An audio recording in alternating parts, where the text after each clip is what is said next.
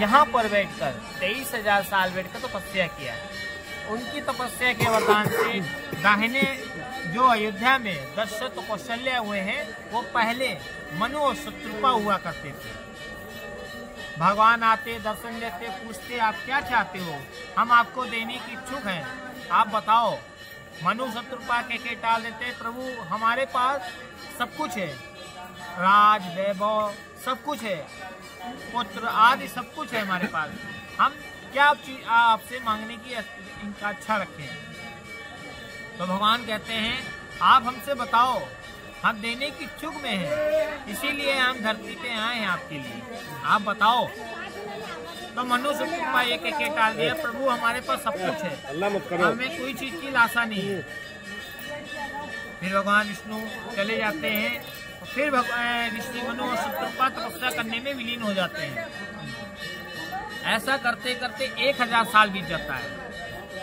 जब 1000 साल बीत जाता है, मनु और शत्रुपा ऐसे विलीन हो जाते हैं जैसे कोई मूर्ति हो जाए, एक ही जगह पे खड़े रहते हैं, न हिलते न डुलते।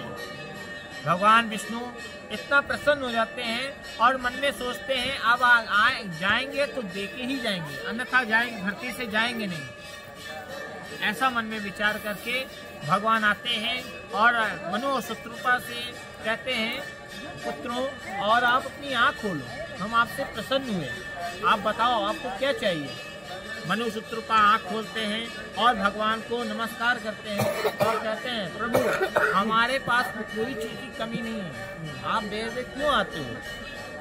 तो भगवान कहते हैं जैसे भक्त भगवान के पास आता है वैसे हम आपके भक्त हैं और आप हमारे भगवान, हम आपके दर्शन के लिए नहीं हैं।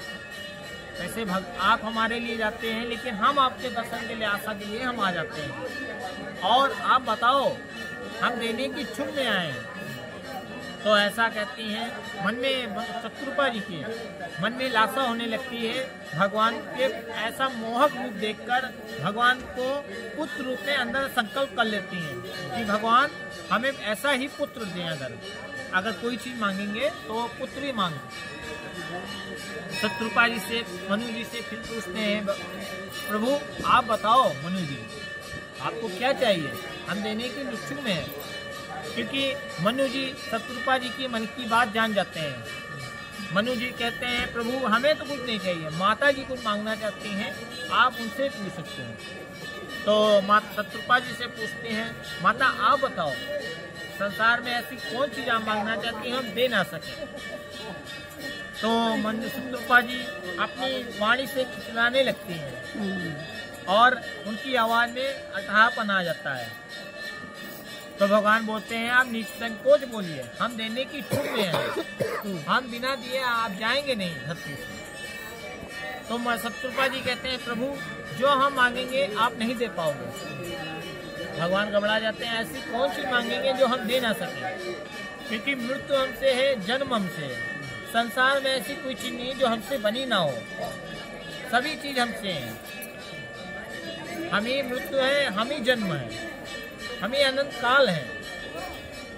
अगर हम चाहें तो पृथ्वी पर संसार ना हो, और हम चाहें तो संसार बहुत हो, हमसे ही संसार बना है, आप बताओ तो शत्रुपा जी कहती हैं, प्रभु हम ऐसी कोई चीज नहीं चाहते हैं जो आप दे ना सकते, हम जो लेने के लिए इच्छुक हैं वो आप नहीं दे सकते। तो भगवान विष्णु कहते हैं, ऐसा कौन चीज आप मांगना चाहती हैं जो हम देने की इच्छुक में ना हो, आप बताओ तो। आकाश, पृथ्वी, पाताल, ब्रह्मांड, कौन चीज आप मांगना चाहते हैं, पुत्र, राज, वैभव। तो शत्रुपा जी कहती है, प्रभु ये तो हमारे पास सब कुछ है, अगर इसकी लाशा में होते तो ये तपस्या क्यों कर रहे होते, अपना राज वैभव से आराम कर रहे होते हैं, ये सन्यासी जीवन की व्यतीत कर रहे होते हैं। तो भगवान कहते हैं, आप बताओ तो माता। कहते हैं, माता शत्रुपा कहती हैं, जो हम मांगेंगे आप जब संकल्प करेंगे, संकल्प का उदाहरण मतलब अगर आपने किसी व्यक्ति को संकल्प कर दिया ब्राह्मण को, तो उसका काट कहीं भी नहीं, बिना संकल्प किए हुए अगर आपसे कहा इसमें 21 रुपये दो, अगर उसको 21 रुपये दे दिए तो आपका संकल्प पूर्ण होगा, अगर आपने उसका निषेध कर दिया तो आपका संकल्प पूर्ण नहीं है। तो शत्रुपा जी कहती हैं, प्रभु आप जब संकल्प करेंगे तभी हम इसको पूर्ण मानेंगे, अन्यथा हम नहीं मानेंगे और आप देंगे भी नहीं। तो भगवान विष्णु कहते हैं, अच्छा हम आपसे संकल्प करते हैं, जो आप मांगेंगे हम देंगे। और वो संकल्प माता शत्रुपा जी के हाथ में रख देते हैं। तब शत्रुपा जी अपनी वाणी बोलती हैं कि आपके समान हमें पुत्र चाहिए। भगवान विष्णु कहते हैं, हमारे समान कोई है ना होगा और ना आया है, और हमारा जन्म कहीं भी नहीं हुआ,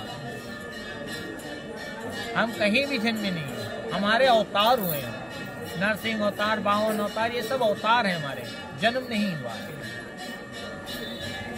अंत भी हैं, हम काल भी हैं, और हमारा कहीं भी जन्म नहीं हुआ।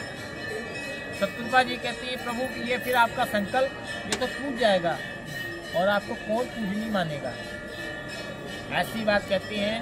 तो भगवान विष्णु कहते हैं, ये सतयुग चल रहा है, सर्वप्रथम चल रहा है, इसके बाद त्रेता युग आएगा,